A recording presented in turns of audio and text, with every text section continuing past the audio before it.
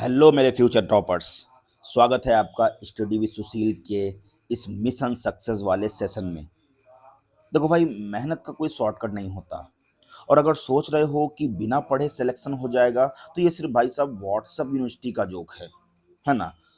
एक बात याद रखो, सिलेबस चाहे माउंट एवरेस्ट जैसा हो, अगर रोशनी हो डिटर्मिनेशन की तो अंधेरा कितना भी हो रास्ता मिल ही जाता है। और हाँ, जब तक तोड़ेंगे नहीं तब तक छोड़ेंगे नहीं। तो रेडी हो जाओ अपने दिमाग के इंजन को गर्म करने के लिए, क्योंकि आज की करंट अफेयर रॉकेट फ्यूल देने वाले हैं। तो आज हम डिस्कस करेंगे 24 अप्रैल 2025 के इम्पोर्टेंट क्वेश्चंस पर। तो चलिए शुरू करते हैं। तो हमारा पहला प्रश्न है, राष्ट्रीय पंचायती राज दिवस हर साल कब मनाया जाता है? देखिए, जो राष्ट्रीय पंचायती राज दिवस है वो भारत में पंचायती राज प्रणाली का राष्ट्रीय दिवस है, जिसे पंचायती राज मंत्रालय द्वारा 24 अप्रैल को प्रतिवर्ष मनाया जाता है। अगर हम बात करें, भारत के तत्कालीन प्रधानमंत्री मनमोहन सिंह ने 24 अप्रैल 2010 को पहला राष्ट्रीय पंचायती राज दिवस घोषित किया था। तो इसका राइट आंसर है ऑप्शन बी। चलिए बढ़ते हैं अगले प्रश्न की ओर। निम्न में से किस राज्य में गरिया और बोरसो बोरोन उत्सव मनाया गया? देखिए, अभी हाल ही में त्रिपुरा के मुख्यमंत्री मणिक साहा ने 21 अप्रैल 2025 को स्वामी विवेकानंद मैदान अगरतला में गरिया और बोरसो बोरोन उत्सव 2025 का उद्घाटन किया है। यह 2 दिवसीय उत्सव त्रिपुरा की सांस्कृतिक विरासत का जश्न मनाता है, जिसमें त्रिपुरी और रियांग समुदायों द्वारा आयोजित गरिया पूजा पर ध्यान केंद्रित किया जाता है। तो इसका राइट आंसर है ऑप्शन डी। चलिए बढ़ते हैं अगले प्रश्न की ओर। हाल ही में लॉन्च की गई प्राचीन पाटलिपुत्र नामक किताब किसके द्वारा लिखी गई है? तो अभी हाल ही में जो है प्राचीन पाटलिपुत्र नामक पुस्तक जो है लॉन्च की गई है, और इसको डॉक्टर सुशील कुमार प्रिय बच्चन ने लिखा है। तो इसका राइट आंसर है ऑप्शन ए। चलिए बढ़ते हैं अगले प्रश्न की ओर। निम्न में से कौन भारतीय रिजर्व बैंक के डिप्टी गवर्नर के रूप में नियुक्त किए गए हैं? तो अभी हाल ही में पूनम गुप्ता को भारतीय रिजर्व बैंक का नया डिप्टी गवर्नर नियुक्त किया गया है। यह वर्तमान में national council of applied economic research NCIR की महानिदेशक हैं, और इन्हें 3 साल के लिए RBI डिप्टी गवर्नर नियुक्त किया गया है। तो इसका राइट आंसर है ऑप्शन बी। चलिए बढ़ते हैं अगले प्रश्न की ओर। निम्न में से किसने सऊदी अरब ग्रैंड प्रिक्स 2025 का खिताब जीता है? देखिए, ऑस्कर पियास्ट्री ने 20 अप्रैल को जेद्दा कॉर्निश सर्किट में सऊदी अरब ग्रैंड प्रिक्स 2025 में जीत हासिल की है। यह इस फार्मूला 1 सीजन में अब तक की 5वीं रेसों में से इनकी तीसरी जीत थी, जिसने उन्हें ड्राइवरों की रैंकिंग में शीर्ष पर पहुंचा दिया है। तो इसका राइट आंसर है ऑप्शन डी। चलिए बढ़ते हैं अगले प्रश्न की ओर। वर्ष 2025 में अग्नि सुरक्षा सप्ताह कब मनाया जाएगा? देखिए, अग्नि सुरक्षा सप्ताह जो है हर साल 14 से 20 अप्रैल तक मनाया जाता है।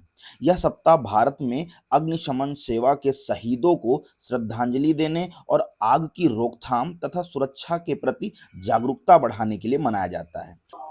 तो इस बार अग्नि सुरक्षा सप्ताह 21 से 25 अप्रैल तक मनाया जाएगा। तो इसका राइट आंसर है ऑप्शन बी। चलिए बढ़ते हैं अगले प्रश्न की ओर। निम्न में से किस राज्य में अंतर्राष्ट्रीय बौद्ध सम्मेलन आयोजित किया गया है? तो हाल ही में अरुणाचल प्रदेश के नामसाई में 2 दिवसीय अंतर्राष्ट्रीय बुद्ध सम्मेलन आयोजित किया गया है, जिसका शीर्षक था बुद्ध धर्म और पूर्वोत्तर भारत की संस्कृति। तो इसका राइट आंसर है ऑप्शन ए।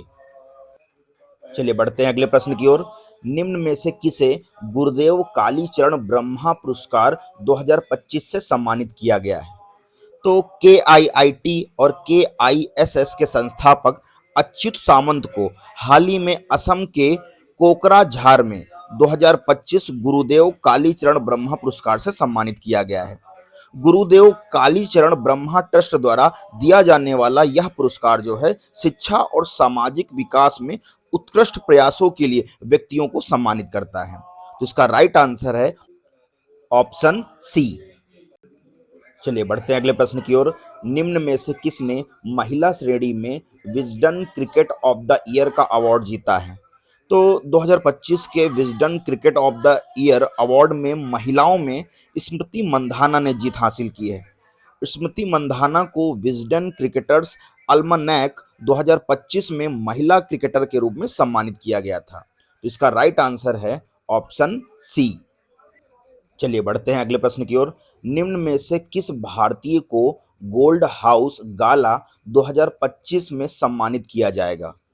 तो गोल्ड हाउस गाला 2025 में प्रियंका चोपड़ा जोनस को सम्मानित किया जाएगा। उन्हें ग्लोबल वैनगार्ड सम्मान से सम्मानित किया जाएगा। इस कार्यक्रम में हॉलीवुड और बॉलीवुड में उनके काम के लिए उन्हें सम्मानित किया जाएगा। तो इसका राइट आंसर है ऑप्शन ए। चलिए बढ़ते हैं अगले प्रश्न की ओर। भारत में एंजियोप्लास्टी के जनक डॉक्टर मैथ्यू सैमुअल कलरिकल का 77 वर्ष की आयु में निधन हो गया। उन्हें किस वर्ष पद्मश्री से सम्मानित किया गया था? तो भारत में एंजियोप्लास्टी के जनक माने जाने वाले प्रख्यात हृदय रोग विशेषज्ञ मैथ्यू सैमुअल कलरिकल का 18 अप्रैल 2025 को चेन्नई के अपोलो अस्पताल में एक बीमारी के बाद इनका निधन हो गया।